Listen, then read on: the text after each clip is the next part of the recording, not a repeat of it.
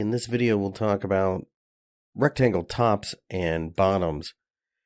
So a rectangle top is simply in an uptrend, an area where you get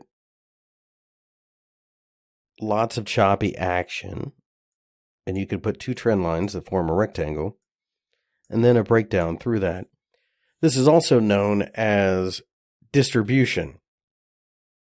And that's because people who have accumulated a stock previously are distributing it to those who are foolish enough to buy it. This is where the quote-unquote smart money gets out. Just as a rectangle bottom or accumulation.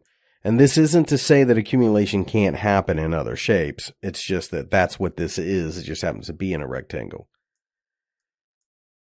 Then a rectangle bottom, we just have the exact opposite. Value hunters come in and take over. So think about what's going on here. You've got a trend, and then suddenly you don't. Most of the time, people will tell you that consolidation, which is what that is, leads to continuation. And most of the time that's true until it isn't.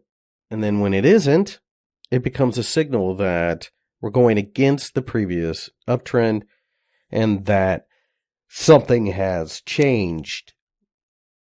Stop losses are easy. You can either put them on the other side or in the middle, depending on how aggressive you are of the signal box. You're aiming for at least, so if it's $2 high, you're aiming for at least $2 on a breakdown below the support. Quite often, though, to be honest with you, we go much further than that. $2 in this case would be your minimum.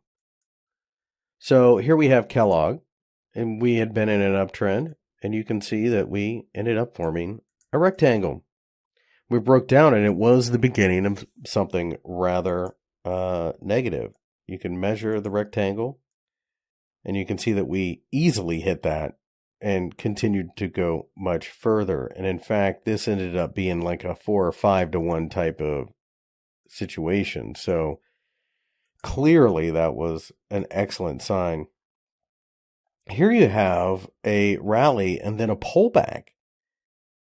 This pullback would have had people interested in perhaps trying to pick up Visa. You can see we have this huge rectangle here. We couldn't get to the bottom this last time, and we broke out. We retested it for support and continued to go higher. So this is about as picture perfect as it gets. You would take this from the level of the breakout, and you can see we got there rather quickly. But having said that, what's even more interesting about this one is that if you zoom way out, you see that this is a pullback in what had been an uptrend to begin with. So truthfully, the trade here was to hang on to it. As you can see, we continued to go much, much, much higher. These are great patterns. They don't happen all the time. But basically think of them as a failed consolidation pattern after a move up or down. Remember, failed patterns mean things too.